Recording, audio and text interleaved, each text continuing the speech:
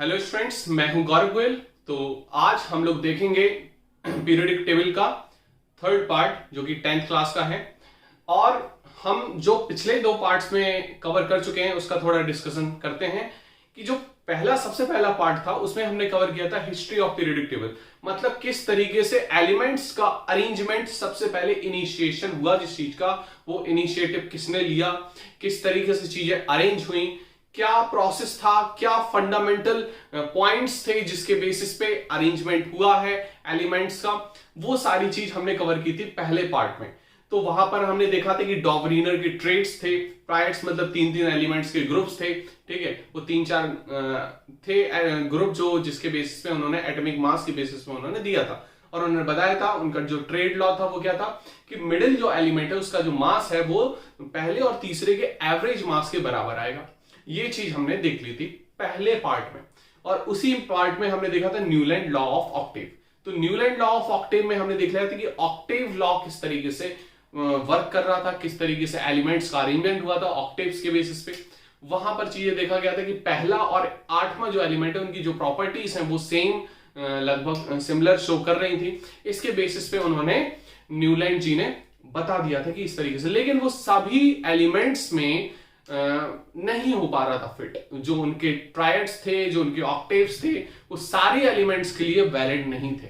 वो अरेंजमेंट जो उन्होंने बनाया था और आगे हायर एटॉमिक मास के एलिमेंट्स के, तो वहां पर वो फेल हो रहे थे, वहां उनके ड्रॉबैक्स निकल रहे थे, वहां उनकी डीमेरिट्स आ रही थी, वही उनकी लिमिटेशंस हो गई। फिर हम आए सेकंड पार्ट में। सेकंड पार्ट में जो पहली बात थी कि हमारे father of periodic table that is Dmitry Mendeleev, इन्होंने फर्स्ट पीरियोडिक टेबल दी। तो फर्स्ट पीरियोडिक टेबल में हमने देखा कि किस तरीके से पीरियोडिक टेबल अरेंज हुई है। 8 जो ग्रुप थे उनके 8 वर्टिकल कॉलम्स थे, 7 हॉरिजॉन्टल रोज थी जिनको पीरियड्स बोलते हैं। इसके बेसिस पे उन्होंने जो अरेंजमेंट किया, उस टाइम 63 एलिमेंट्स अप्रॉक्सिमेटली थे। तो उसके बेस वैसे तो मेंडलीव जी ने हर 1.5 साल 2 साल में मॉडिफिकेशन किया पीरियोडिक टेबल का, कई बार पीरियोडिक टेबल मॉडिफाइड करके उन्होंने प्रेजेंट की हम लोगों के सामने।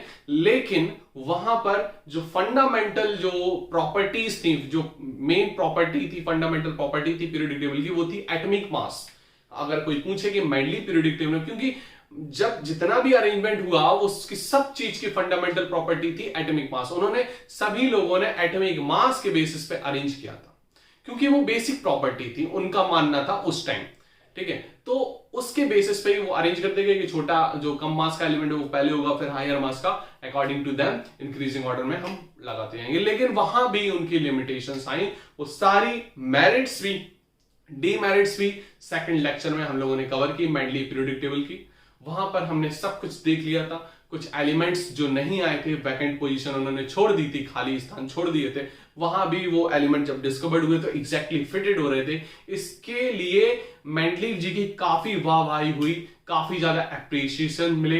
फिर लेकिन कुछ कारण थे जिसकी लिमिटेशंस थी, बहुत ज्यादा लिमिटेशंस थी इसके बेसिस पे, क्योंकि जो कोई चीज अगर नकारी जाती है तो उसमें विफलताएं ज्यादा मिलती हैं, मतलब डीमेरिट्स ज्यादा मिलते हैं, तभी वो नकारी जाती है एज कंपेयर टू मेरिट्स। अगर मेरिट्स ज्यादा है और डीमेरिट्स कम है तो फिर उसको पॉजिटिव साइन मिल जाता है और वो अप्रूव्ड हो जाती है। यहां पर डीमेरिट्स ज्यादा थे, इस बेसिस पे मेंडलीव की पीरियोडिक टेबल ज्यादा चली नहीं, ठीक है। चली उनके एरा में चली, लेकिन उसके बाद वो विफल हो गई। फिर हमने देखा, अब हम आज के लेक्चर में देखेंगे मॉजले की periodic table that is called modern periodic table, ठीक है। तो modern periodic table is given by Moseley in 1913 in 1913 Henry Moseley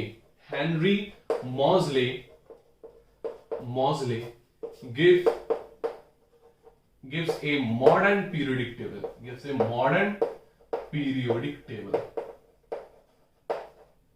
modern periodic table Henry Moseley ने दी थी कब? 1913 में, ठीक है। और इसका जो फंडामेंटल प्रॉपर्टी थी, fundamental property of modern periodic table या Moseley periodic table, modern periodic table was क्या थी, वॉज एटॉमिक नंबर। इन्होंने ऐसा माना था, इन्होंने प्रूफ भी दिए थे उस चीज के कि एटॉमिक नंबर जो है वो सबसे बेसिक प्रॉपर्टी है, सबसे फंडामेंटल प्रॉपर्टी है as compare to atomic mass of arrangement of elements. तो इसीलिए उन्होंने एटॉमिक नंबर के बेसिस पे अरेंज किए फिर पीरियोडिक टेबल, और इन्होंने बताया कि जो अरेंजमेंट है वो इस तरीके से होगा on the basis of atomic number. और काफी ज्यादा डीमेरिट्स के कंपेयर में मेरिट्स बहुत ज्यादा आई और शो हुआ। तो अभी तक ये मॉजले जो मॉडर्न पीरियोडिक टेबल है अभी तक मानी जाती है long form of modern periodic table. इसमें नील्स बोर का भी हाथ रहा, आगे देखेंगे इसको, क्योंकि 11th क्लास में भी इसका 3rd चैप्टर है पीरियोडिक टेबल, वो भी हम आगे तो और डिटेल में ही पढ़ेंगे। यहां पर केवल हमें चीजें कुछ समझनी है। अब देखो यहां पर अगर हम मॉडर्न पीरियोडिक टेबल का चार्ट देखें कि किस तरीके से मॉडर्न पीरियोडिक टेबल का हमारा चार्ट होगा, तो कुछ हमारा इस तरीके से मॉडर्न पीरियोडिक टेबल का चार्ट हम देखेंगे, ठीक है, इस तरीके से। क्लियर? अब यहां पर जो है ये हमारी 2 पीरियड होंगी, ठीक है, यहां पर हमारी 2 पीरियड होंगी। क्लियर? यहां पर हम देख ले रहे हैं कि एक एलिमेंट हमारा यहां होगा हीलियम, और यहां पर हमारी इस तरीके से पीरियड होगी, और यहां पर हमारा हो गया हाइड्रोजन। क्लियर? ये हमारा ये जो हॉरिजॉन्टल रोज है ये हमारी क्या कहलाती है, हॉरिजॉन्टल रोज। यहां पर कितनी रोज हैं, कितनी पीरियड है, कितने ग्रुप्स हैं, कॉलम्स हैं, वो हमें चीजें यहां पर देखनी है, वो हमें यहां पर चीजें देखनी है। टेबल बनाने में थोड़ा सा बिना स्केल के टाइम लगता है, देख लो हम समझा दे रहे हैं, आपको समझना जरूरी है। तो देखो यहां पर, तो ये इस तरीके से हमारा कुछ चार्ट होगा, ठीक है, ये हमारा पी ब्लॉक होगा। हम सारी चीजें एक समझाते हैं आराम आराम से। तो यहां पर 2 3 4 5 और ये 6, ठीक है, हम समझते हैं 1 2 3 4 5 6 7 8 और ये 9। अब देखो ये हमारी होगी मॉडर्न पीरियोडिक टेबल, और नीचे इसका अलग पोर्शन होता है, इसको हमें समझना है।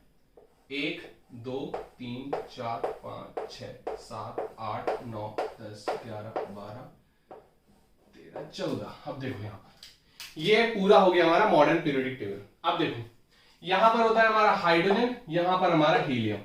अब यहां पर बेसिकली हमें समझना क्या है, ये जो हॉरिजॉन्टल है ये हॉरिजॉन्टल रोज है। क्या है ये? हॉरिजॉन्टल रोज, हॉरिजॉन्टल में है ना, हॉरिजॉन्टल रोज। तो मॉडर्न पीरियोडिक टेबल में ये जो हॉरिजॉन्टल रोज हैं वो है 7, इनको हम बोलते हैं पीरियड्स। क्या बोलते हैं? पीरियड्स बोलते हैं। क्या बोलते हैं? पीरियड्स। तो 1 2 3 4 5 6 7, ये 7 पीरियड्स हैं, ठीक है, क्लियर हो रही बात की नहीं? और ये होते हैं वर्टिकल कॉलम्स। इसकी बात करें, ये हमारे क्या है? Vertical columns. क्या है ये? Vertical columns. अब वर्टिकल कॉलम्स कितने हैं ये टोटल? देखो 2 ये हैं, 10 ये हैं और 6 ये हैं। 1 2 3 4 5 6 7 8 9 10 11 12 13 14 15 16 17 18, कितने हैं? 18। इसको क्या बोलते हैं? वर्टिकल कॉलम्स को ग्रुप्स। तो 18 ग्रुप्स है यहां पर। कितने? 18। 7 पीरियड्स हैं, 18 ग्रुप्स हैं। ये अलग से है, ये अलग से। अब यहां पर चीजें समझनी है। ये जो 2 ग्रुप है, 2 ग्रुप इतना, इसको बोलते हैं एस ब्लॉक। क्या बोलते हैं? एस ब्लॉक, ठीक है, ये हम समझा दे रहे हैं मोटा मोटा। यहां से लेकर यहां तक इसको बोलते हैं डी ब्लॉक। क्या बोलते हैं? D block. जैसे हम लोग के एरिया में ब्लॉक वाइज होते हैं, ऐसे पीरियोडिक टेबल में भी ब्लॉक है। तो ये 2 ग्रुप एस ब्लॉक, ये डी ब्लॉक, ये 6 ग्रुप जो होते हैं पूरा, यहां से पूरा 6 ग्रुप, ठीक है, ये यहां तक, इसको बोलते हैं पी ब्लॉक। क्या बोलते हैं इसको? P block. और जो बिल्कुल आखिरी में इसको बोलते हैं एफ ब्लॉक। तो कितने ब्लॉक हो गए टोटल पीरियोडिक टेबल में? 4 block, S P D F. कौन कौन से? S P D and F, ये 4 ब्लॉक है। अब यहां पर हमें समझना है, एस ब्लॉक में पूरे के पूरे मेटल्स क्या होते हैं? पूरे के पूरे मेटल्स। समझ में आ रही बात कि नहीं? डी ब्लॉक में मेटल्स, नॉन मेटल्स, समझे हम लोग मेटल्स क्या होते हैं, नॉन मेटल्स क्या होते हैं। डी ब्लॉक में हमारे केवल मेटल्स, केवल और केवल मेटल्स। एफ ब्लॉक में केवल और केवल मेटल्स। पी ब्लॉक में हमारे मेटल्स भी होते हैं, नॉन मेटल्स भी होते हैं, मेटलॉइड्स भी होते हैं, सारी चीज यहां पर होते हैं। समझ में आ रही बात कि नहीं। मेटल्स भी होते हैं, नॉन मेटल्स भी होते हैं और मेटलॉइड्स भी होते हैं, समझे। तो यहां पर एस में पूरे के पूरे मेटल्स, पी में हमारे मेटल्स, नॉन मेटल्स, मेटलॉइड्स, मतलब इसमें पूरे के पूरे मेटल्स भी होते हैं, नॉन मेटल्स भी होते हैं, मेटलॉइड्स भी होते हैं, और सभी में पूरे एरिया में हमारे केवल और केवल मेटल्स होते हैं। ठीक है, इतनी बात समझ में आ रही कि नहीं आ रही। ठीक है, इतनी बात समझ में आ गई होगी। अब देखो यहां पर हम समझते हैं, जैसे हमारे जो एलिमेंट्स हैं, एलिमेंट्स जो है वो प्योर फॉर्म होता है मैटर का। ये हमारे 3 टाइप के होते हैं जो हमने आपको पहले बताया था। कौन कौन से, मेटल्स, नॉन मेटल्स और मेटलॉइड्स। क्या होते हैं, और मेटलॉइड्स क्या होते हैं, मेटलॉइड्स। समझ में आ रही बात कि नहीं। मेटल्स, नॉन मेटल्स और मेटलॉइड्स, ये 3 टाइप के एलिमेंट्स होते हैं, metals, non metals and metalloids. अब मेटल्स क्या होते हैं, वो एलिमेंट जो हमेशा इलेक्ट्रॉन को लूज करते हो। Those elements whose always lose electron, हमेशा इलेक्ट्रॉन को लूज करते हैं। तो इलेक्ट्रॉन लूज करके क्या बनाएंगे, कैटाइन, पॉजिटिव चार्ज का आयन। जैसे सोडियम होता है तो सोडियम क्या बनाएगा, Na+। ठीक है, मैग्नीशियम क्या बनाएगा, Mg2+। कैल्शियम क्या बनाएगा, Ca2+। तो हमेशा कैटाइन बनाते हैं, पॉजिटिव चार्ज स्पीसीज बनाते हैं, वो हमारे होते हैं मेटल्स। हमेशा इलेक्ट्रॉन को लूज करते हैं, नेगेटिव इलेक्ट्रॉन निकाल देंगे, अपने आप पॉजिटिव हो जाएंगे, क्योंकि प्रोटॉन्स, नंबर ऑफ प्रोटॉन ज्यादा हो जाते हैं नंबर ऑफ इलेक्ट्रॉन से, क्योंकि न्यूट्रल एटम है। तो जितने इलेक्ट्रॉन है उतने प्रोटॉन है। इलेक्ट्रॉन निकल गया तो प्रोटॉन ज्यादा हो गए, प्रोटॉन ज्यादा हो गए तो पॉजिटिव चार्ज आएगा। 2 इलेक्ट्रॉन निकले तो 2 प्रोटॉन ज्यादा हो गए, तो 2+। ठीक है, 1 इलेक्ट्रॉन निकला तो 1 प्रोटॉन ज्यादा हुआ। ठीक है, जैसे सोडियम है तो 11 इलेक्ट्रॉन 11 प्रोटॉन। इलेक्ट्रॉन 1 निकल गया तो प्रोटॉन 11 है, और इलेक्ट्रॉन कितने हैं, 10। तो जो जितने ज्यादा है उसका ऊपर चार्ज आ जाता है, उतना ही चार्ज आ जाता है। जैसे सोडियम है, 1 इलेक्ट्रॉन निकल गया तो इसमें 11 प्रोटॉन है और 10 इलेक्ट्रॉन, तो 11 प्रोटॉन मतलब 1 पॉजिटिव चार्ज ज्यादा है, तो पॉजिटिव 1 शो कर देंगे। यही चीज होती है। तो मेटल्स हमेशा इलेक्ट्रॉन लूज करते हैं। नॉन मेटल्स क्या होते हैं, non metals are those elements which generally gain electron, जो कभी कभी इलेक्ट्रॉन्स को गेन करते हैं, ज्यादातर इलेक्ट्रॉन्स को गेन करते हैं, लेकिन कभी कभी ये लूज भी करते हैं, कभी कभी ये लूज भी करते हैं। क्योंकि आपने देखा होगा कि Cl नेगेटिव बनाता है, क्लोरीन, ठीक है, फ्लोरीन नेगेटिव बनाता है, ऑक्सीजन नेगेटिव बनाता है, लेकिन कभी कभी क्लोरीन प्लस भी बनाता है। ठीक है, हाइड्रोजन नॉन मेटल है तो हाइड्रोजन ये जब बॉन्ड टूटेगा तो प्लस भी बनाता है और नेगेटिव भी बनाता है। तो ये जनरली ज्यादातर तो इलेक्ट्रॉन गेन करते हैं, नेगेटिव बनाते हैं, एनायन बनाते हैं, नेगेटिव चार्ज का आयन बनाते हैं, एनायन बनाते हैं, लेकिन ये कभी कभी इलेक्ट्रॉन को लूज भी कर देते हैं, कभी कभी, ज्यादातर तो इलेक्ट्रॉन गेन करते हैं। अब मेटलॉइड्स को हम बोलते हैं सेमी मेटल्स। क्या बोलते हैं, सेमी मेटल्स। मतलब मेटल, आधी मेटल्स की प्रॉपर्टी होती है और आधी नॉन मेटल्स की प्रॉपर्टीज, आधी मेटल्स की प्रॉपर्टीज और आधी नॉन मेटल्स की प्रॉपर्टीज, तो इसलिए इनको बोलते हैं मेटलॉइड्स। मतलब metalloids are those elements whose property lie between metals and non metals. ऐसे एलिमेंट जिनकी प्रॉपर्टीज मेटल्स और नॉन मेटल्स के बीच में लाई करती है, उनको हम बोलते हैं मेटलॉइड्स। क्लियर हो रही बात की नहीं आ रही, समझ में आ रही बात। तो वो चीज हम समझेंगे। अब इसको नोट कर सकते हो जल्दी फटाफट, फिर हम जल्दी आगे आगे चलते हैं, चीजें समझते हैं। तो यहां पर हमने ये चीज समझ ली थी कि हमारे ये 4 ब्लॉक हैं, ठीक है, S, P, D and F, ये हमने समझ लिया था। ठीक है, हम बात करेंगे केवल S, D और F में। इसमें केवल क्या होते हैं, मेटल्स होते हैं। क्या होते हैं, मेटल्स। किसमें, S, D और F में, जिसमें एरो लगा है। ठीक है, P में हमारे क्या होते हैं, मेटल्स भी होते हैं, नॉन मेटल्स भी होते हैं और मेटलॉइड्स भी होते हैं।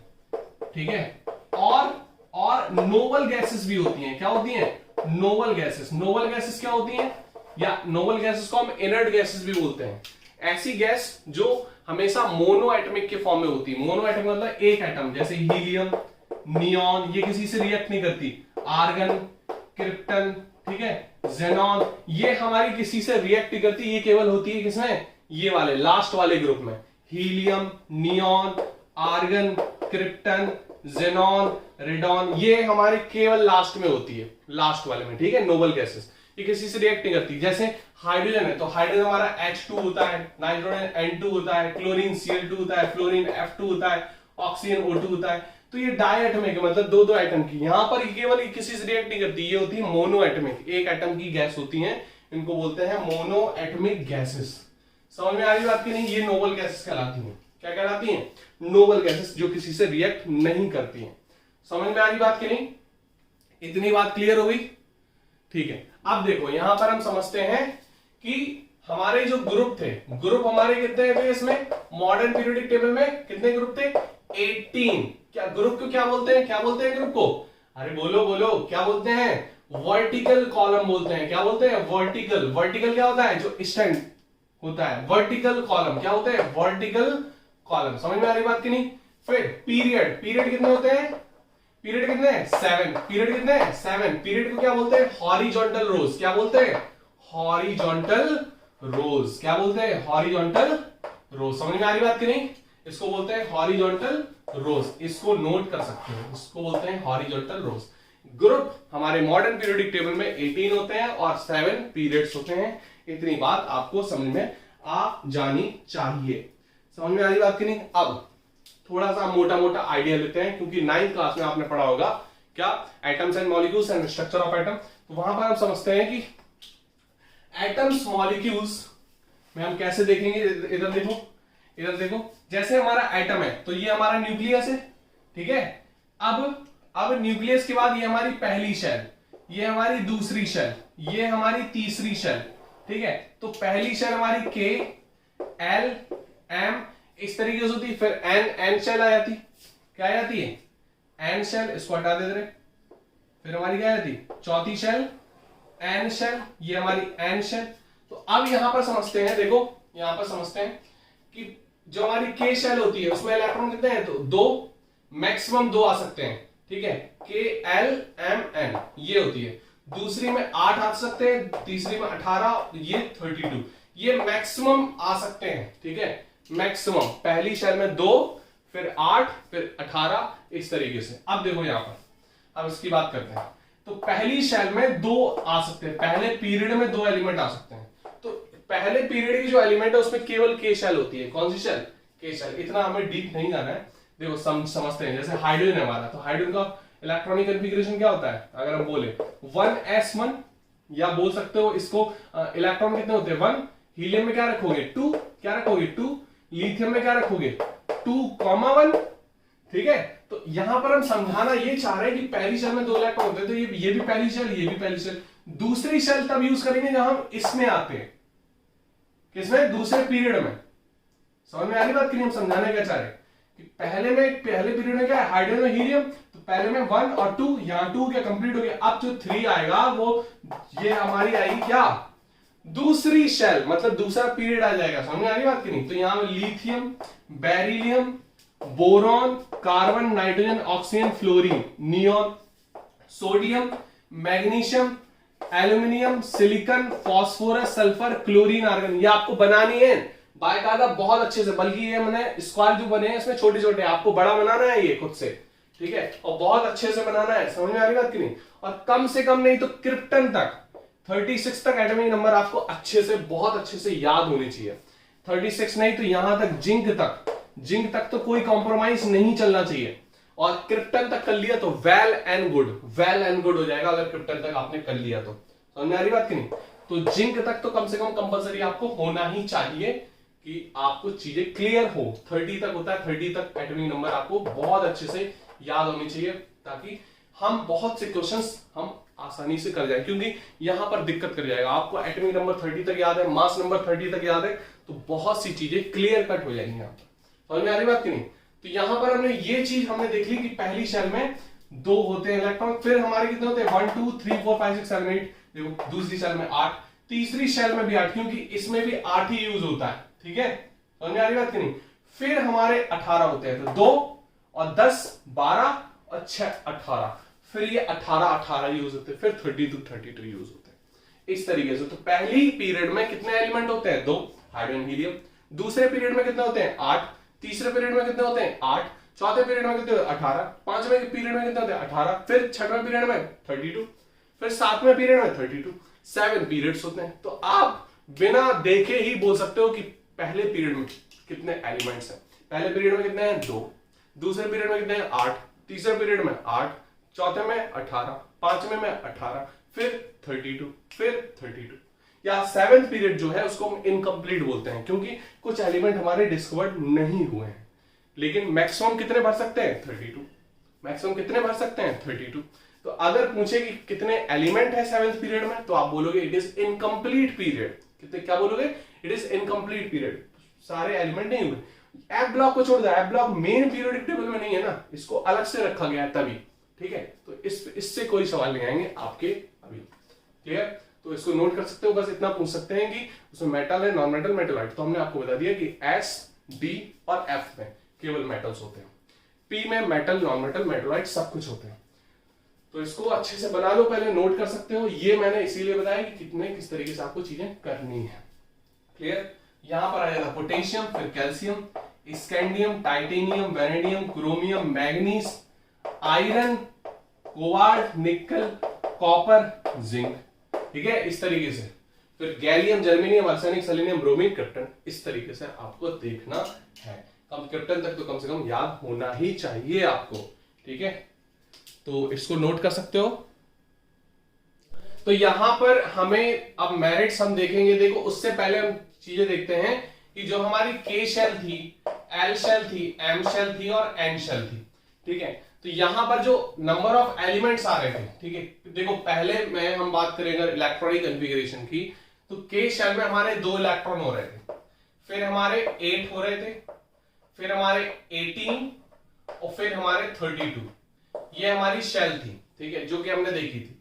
ये हमारा जैसे न्यूक्लियस, पहली शेल, दूसरी शेल, तीसरी शेल और ये चौथी शेल है ना, इस तरीके से। ये मर्ज अप नहीं होनी चाहिए, ठीक है, इस तरीके से। ये हमारा ऐसे न्यूक्लियस हो गया। तो K shell, L shell, M shell और एन शेल, इस तरीके से था। यहां पर हमने चीजें समझ ली थी। अब यहां पर हम जैसे देखते हैं, अगर हम यहां पर टैकल करते हैं चीजें, तो एक चीज यहां पर बहुत क्लियर कट दिख जाएगी आपको। जैसे हम बात करें कि पहली शेल में हमारे, पहले पीरियड में हमारे 2 एलिमेंट है, इस तरीके से। तो अगर हम बात करें, ठीक है, अगर हम यहां पर देखें कि पहले पीरियड में हमारे 2 एलिमेंट है, दूसरे में हमारे कितने हैं, दूसरे में कितने हैं हमारे 8 है, तीसरे में कितने हैं 8 है, ठीक है, फिर चौथे में कितने हैं 18 है, फिर कितने हैं 32। अब यहां पर देखो इस तरीके से चीजें देख सकते हैं। तो अगर हम पहले पीरियड की बात करें तो इसको 2n स्क्वायर से हम देख सकते हैं। n हमारा क्या है, हम पीरियड को भी बोल सकते हैं। n हमारा बेसिकली होता है, 11th में हम पढ़ेंगे, प्रिंसिपल क्वांटम नंबर होता है, ठीक है। तो यहां पर हम नंबर ऑफ, हम पीरियड से भी देख सकते हैं या नंबर ऑफ शेल से भी देख सकते हैं। तो अब हम यहां पर सिंपली बात करें तो 2n स्क्वायर है, हमें नंबर ऑफ एलिमेंट्स निकालना है, ठीक है, हमें नंबर ऑफ एलिमेंट्स यहां पर देखनी है। देखो तो हम इसकी बात करें, पहली शेल जो के शेल है, के शेल, तो के शेल मतलब पहली शेल, इसको स्क्वायर कर दो, कितना हो गया ये 2, ठीक है। दूसरी शेल हमारी कौन सी है, दूसरी शेल हमारी ये है, दूसरी शेल का हमारे स्क्वायर कर दो, कितना हो गया ये 8। तीसरी शेल का स्क्वायर कर दो, कितना हो गया ये 3 3 9 18, ठीक है। चौथी शेल का स्क्वायर कर दो तो कितना हो गया हमारा 32। मतलब पहली शेल में हमारे कितने, हमारे इलेक्ट्रॉन आ सकते हैं, इलेक्ट्रॉनिक कॉन्फ़िगरेशन के हिसाब से चले तो उसी हिसाब से हमारे पीरियड आएंगे, है ना। पहली शेल में हमारे कितने हैं 2 इलेक्ट्रॉन। देखो सीधे हम 2n स्क्वायर से निकाल सकते हैं, इसमें सीधे 2n स्क्वायर से हम निकाल सकते हैं। समझ में आ रही बात कि नहीं। तो इलेक्ट्रॉन से हम निकाल सकते हैं कि हमारे कितने हमारे एटम हैं, क्योंकि जितने हमारे इलेक्ट्रॉन्स होते हैं उतने ही हमारे नंबर ऑफ एटम्स होता है ना। तो अब पहली शेल में मैक्सिमम 2 एटम आ सकते हैं, क्योंकि 2 इलेक्ट्रॉन ही भरे जाते हैं, ठीक है। तीसरी जो हम नेक्स्ट की बात करें तो इसमें हमारी जब तक हम एल शेल यूज हो रही है, ठीक है, तो यहां तक हमारे इतने ही इलेक्ट्रॉन आ सकते हैं। अब देखो हम सिंपल आपको एक एग्जांपल से समझाएं। जैसे हमने ले लिया सोडियम, तो सोडियम आपको पता है कितने नंबर का है, अगर आपको पता करना है तो इसका इलेक्ट्रॉनिक कन्फिग्रेशन आपको आना चाहिए। तो कितना होता है 2,8,1, है ना। तो आप सीधे सीधे पता कर सकते हैं कि पहली शेल में तो ये हो गए 2, ठीक है। फिर आप भरोगे ये दूसरी शेल में होते हैं 8, ये तीसरी शेल में आ रहा है, मतलब ये थर्ड पीरियड में आ रहा है। इसमें आ रहा है थर्ड पीरियड का पहला एलिमेंट। तो इस तरीके से आप चीजें पता कर सकते हो अगर आप समझ पाए हो तो पहली शेल में 2 हमारे आ रहे हैं, तो हाइड्रोजन हीलियम खत्म हो गया अगर आपको याद हो तो।